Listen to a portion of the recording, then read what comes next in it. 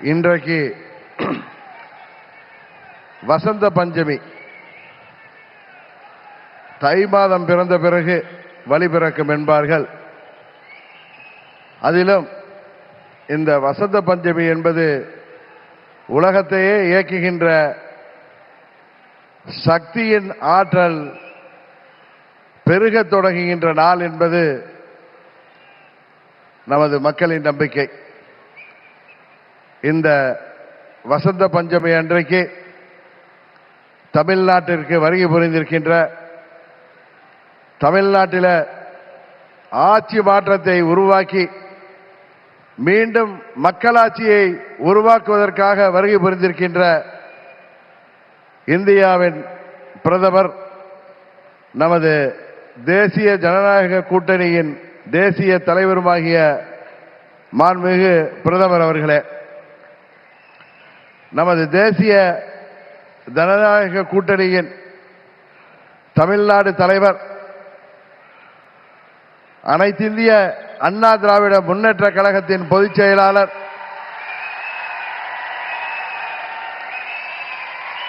மாண்புமிகு எதிர்க்கட்சி தலைவர், பெரும் மதிப்பிற்குரிய திரு எடப்பாடி கே பழனிசாமி அவர்களே,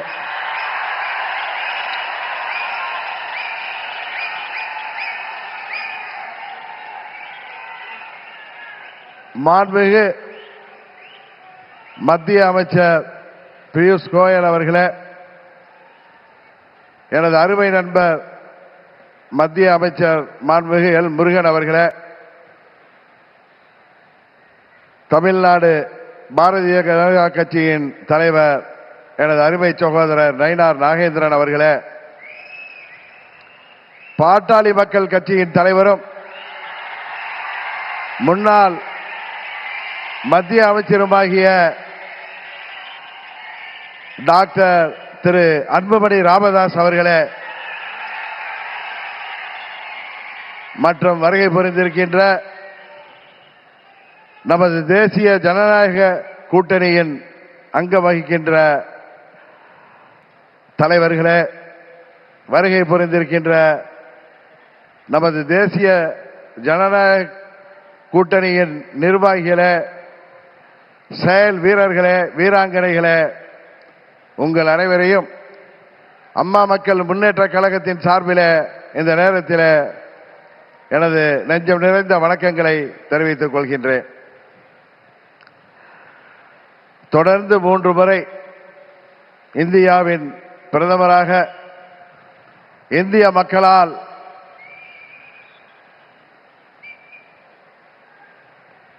ஏற்றுக்கொண்டு இந்தியாவை உலக அரங்கிலே ஒரு சிறந்த இடத்திற்கு உயர்த்தி கொண்டிருக்கின்ற பாரத பிரதமர் அவர்கள் தமிழ்நாட்டிலே நடைபெற்றுக் கொண்டிருக்கின்ற இந்த மக்கள் விரோத குடும்ப ஆட்சியை முடிவுக்கு கொண்டு வர வேண்டும் என்கிற ஒரே நோக்கத்தோடு அம்மா மக்கள் முன்னேற்ற கழகம் இந்த கூட்டணியிலே வர வேண்டும் என்று அவர்கள் விரும்பினார்கள்.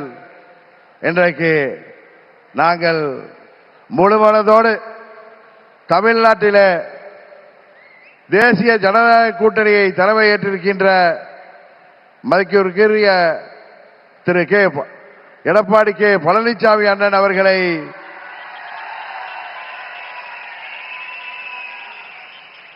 முழுமனதோடு ஏற்றுக்கொண்டு வந்திருக்கிறோம்.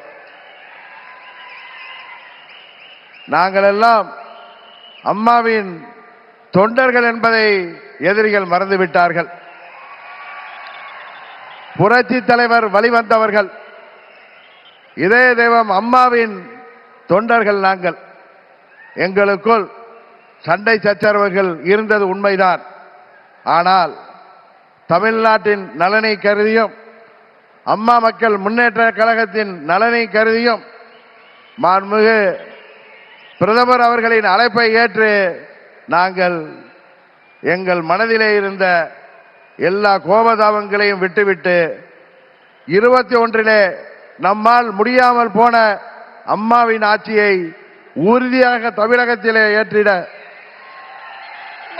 உருவாக்கிட எந்த ஒரு மனமாச்சரியமும் இன்றி, எந்த ஒரு தயக்கமும் இன்றி, எந்த ஒரு குழப்பமும் இன்றி, சில பேர் சொல்கிற போல எந்த ஒரு அழுத்தமும் இன்றி அம்மா மக்கள் முன்னேற்ற கழகம் இந்த கூட்டணியிலே எங்களை இணைத்துக் கொண்டிருக்கின்றோம்.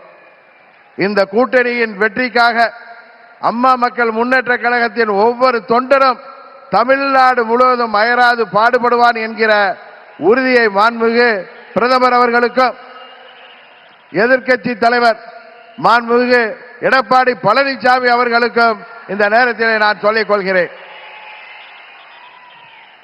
ஒரு விஷயத்திலே எதிர்ப்பதென்றால் அதிலும் உறுதி, ஆதரிக்க வேண்டும் என்றால் அதிலும் உறுதியாக இருக்கக்கூடிய தன்மையை அம்மா அவர்கள் எங்களுக்கு கொடுத்திருக்கிறார்கள்.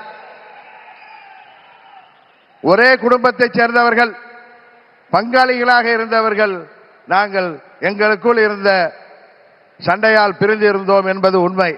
இன்றைக்கு எல்லாவற்றையும் தூக்கி எறிந்துவிட்டு பாரத பிரதமர் மோடி அவர்கள் தமிழ்நாட்டிலே ஒரு மக்களாட்சியை உருவாக்க வேண்டும், புரட்சி தலைவர் டாக்டர் எம்ஜிஆர் அவர்களின் ஆட்சியை உருவாக்க வேண்டும், எங்களின் இதய தெய்வம் அம்மா அவர்களின் ஆட்சியை உருவாக்க வேண்டும் என்கிற உயரிய நோக்கத்தோடு இன்றைக்கு மக்களை வாட்டிக் கொண்டிருக்கின்ற இந்த மக்கள் விரோத குடும்ப ஆட்சியை முடிவுக்கு கொண்டு வர வேண்டும் என்பதற்காக நாங்கள் முழுவனதோடு இந்த கூட்டணியிலே இணைந்திருக்கிறோம் என்பதை அவர்களுக்கு மீண்டும் நான் இந்த நேரத்திலே தெரிவித்துக் கொள்கின்றேன்.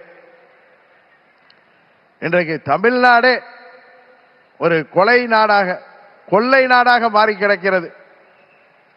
பத்திரிகைகளையும் ஊடகங்களையும் பார்த்தால் எங்கு பார்த்தாலும் கொலை, கொள்ளை, பெண்களுக்கு பாதுகாப்பு இல்லை, போதை மருந்து பழக்கம், போதை மருந்துக்கு ஒரு ஹப்பாகவே தமிழ்நாடு மாறி இருக்கிறது என்பது வேதனைக்கு உரியது.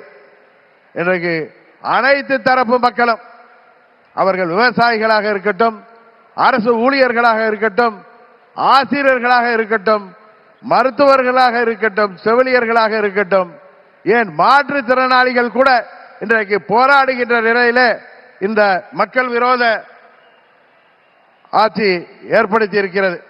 இங்கே மக்கள் எல்லாம் வருத்தத்தில் இருக்கிறார்கள். ஆனால் திரு ஸ்டாலின் அவர்கள் தனது மகன் உதயநிதி ஸ்டாலினை முதல்வராக்க துடித்துக் கொண்டிருக்கிறார். அதை அந்த குடும்ப ஆட்சியை உறுதியாக நாம் முறியடிப்போம். தமிழ்நாட்டிலே மீண்டும் மக்களாட்சியை, புரட்சி தலைவர் ஆட்சியை, அம்மா அவர்களின் ஆட்சியை உறுதியாக உருவாக்குவோம் என்று கூறி வாய்ப்புக்கு நன்றி சொல்லி விடைபெறுகிறேன். நன்றி, வணக்கம்.